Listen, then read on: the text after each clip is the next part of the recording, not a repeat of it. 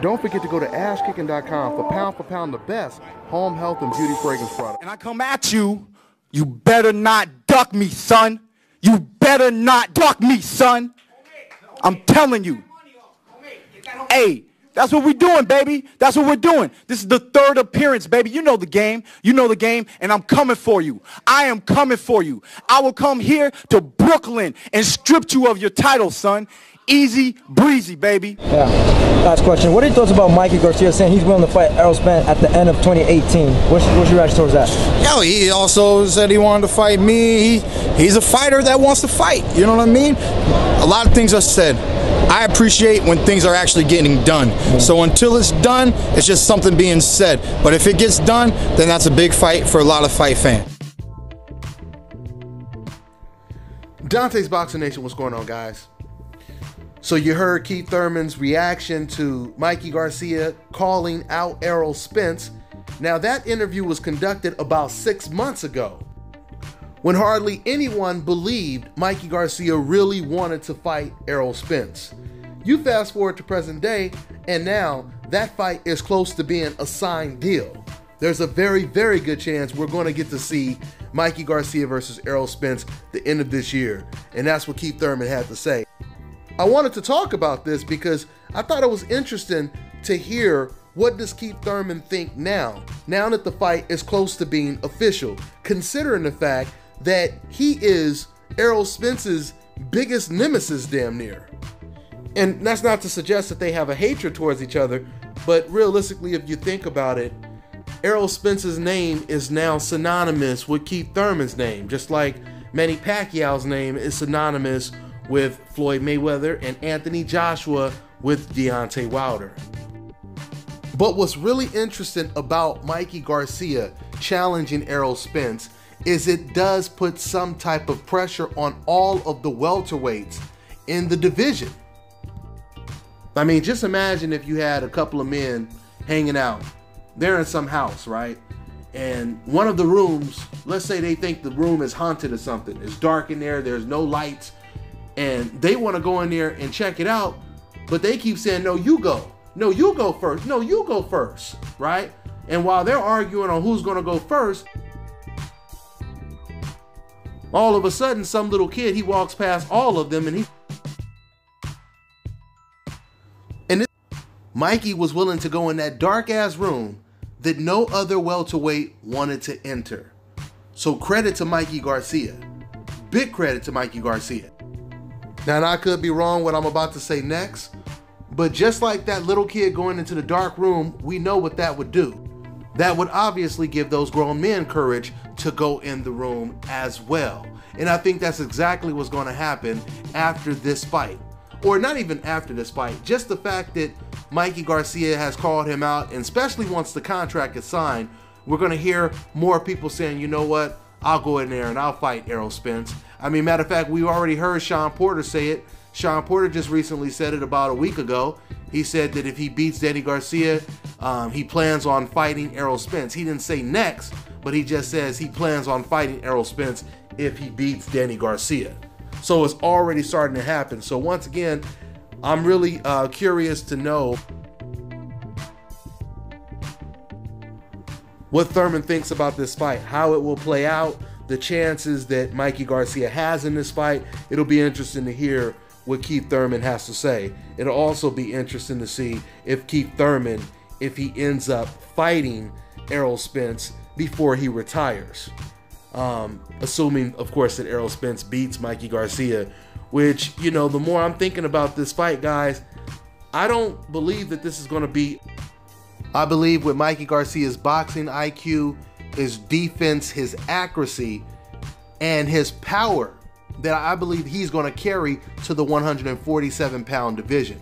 I truly believe Mikey Garcia is going to be very strong at 147. You know, we've been saying for a couple of weeks that he's moving up 2 weight classes, but it's actually not 2 weight classes that Garcia is moving up. He's really only moving up 1 weight class because he's already fought at 140 twice.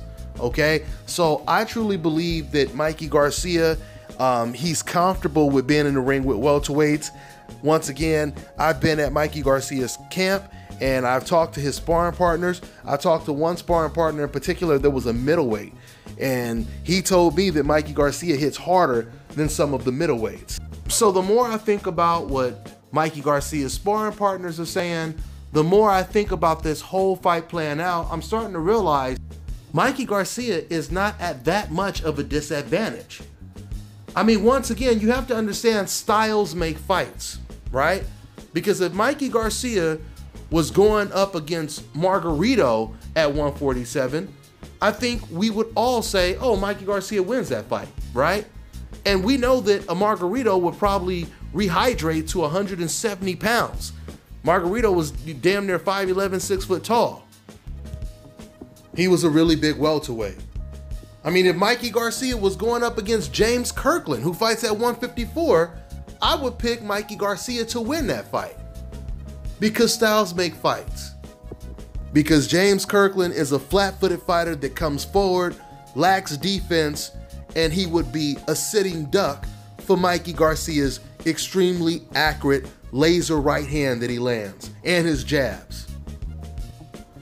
So now that we've come to the realization that Mikey Garcia is really only moving up one weight class, I could make tons of examples of potential fights that could have happened or fights that actually did happen where a fighter moved up one weight class against a strong, undefeated champion.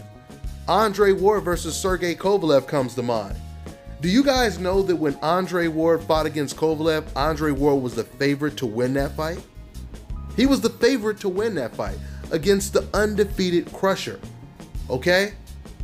So if Andre Ward can beat Sergey Kovalev,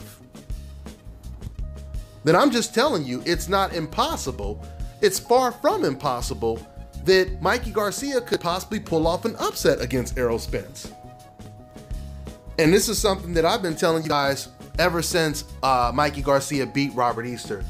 You know, it's funny how, once again, I tell you guys that going into the Mikey Garcia versus Robert Easter fight, I told you guys that that was a 50-50 fight going in, right?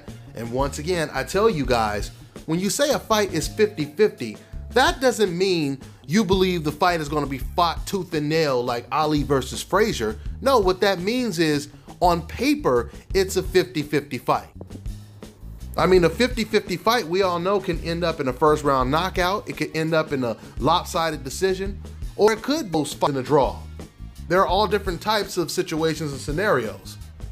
But with that being said, once again, it's funny how when I said that fight was a 50-50 fight, I didn't say Robert is going to dog walk Mikey Garcia and he has no chance and Mikey's about to get exposed. I didn't say anything like that. I said it was a 50-50 fight, and Mikey Garcia fans took offense to that. They said, how dare you say that this fight is 50-50? That's a biased thing to say, etc., etc., etc. I want to ask you this. How is it possible that if I were to say Mikey Garcia is going to beat Robert Easter easy, he's going to dog walk him, how is saying a fight is a 50-50 fight being more biased? It doesn't add up. It doesn't make any sense. Now, for example, David Benavidez, he's about to fight Anthony Durrell. Now, I've already made a video talking about that fight, and I picked David Benavidez to win the fight. But yet no one says that that's bias. No one says that's bias. Oh, but saying that Mikey Garcia versus Robert Easter is a 50-50 fight going in is... I remember when I actually picked Tim Bradley to beat Juan Manuel Marquez when the fight had first got announced. You can go back to my video where I picked Tim Bradley, and I received some of the most racist comments from Marquez fans. Some of the most racist comments just because I said Tim Bradley is going to win that fight, right? Now, I didn't say that fight was 50-50. I said Tim Bradley is going to win the fight.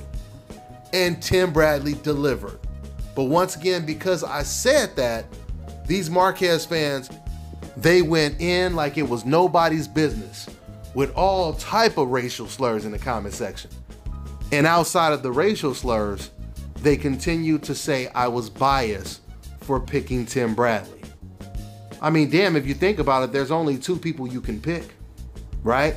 You're either picking Marquez or you're picking Tim Bradley. You can't pick the referee. So what are you supposed to do? Only pick Marquez? Doesn't that sound a little bit biased?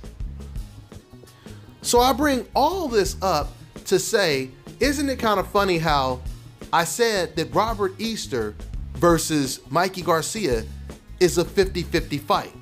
I made videos saying why Robert Easter is going to be a dangerous opponent for Mikey Garcia. Coincidentally, Mikey Garcia and Robert Easter, they agree with pretty much everything I said. Because Robert Garcia, he said that this is a very dangerous fight because of Robert Easter's style. So it's just amazing to me that I could say the same thing that Robert Garcia and Mikey Garcia said verbatim. But when I say it, because I'm on a coincidental list, they only have a problem when I say it, right? But now you have a fight with Mikey Garcia versus Errol Spence that is perceived more of a lopsided fight than Robert Easter versus Mikey Garcia. And here I am telling you guys that I think Mikey Garcia, he has a chance in this fight. I told you guys on other videos that Mikey Garcia may surprise Errol Spence with his power, etc., etc., etc. I bet you those Mikey Garcia fans, they don't call me biased now, right? Even if they do think deep down, which I've seen fans say in the comment section, that Mikey Garcia, he doesn't really have a chance in this fight. You know, that's too much of a jump for him to go after Errol Spence, etc., etc., etc. Even though they feel he doesn't really have a chance, they ain't gonna call me biased for saying that he does have a chance, right? You know why? Because their definition of bias means something else. It's a code word for what they really want to call people on the coincidental list. That's all I got for now, guys. I'm on to the next one.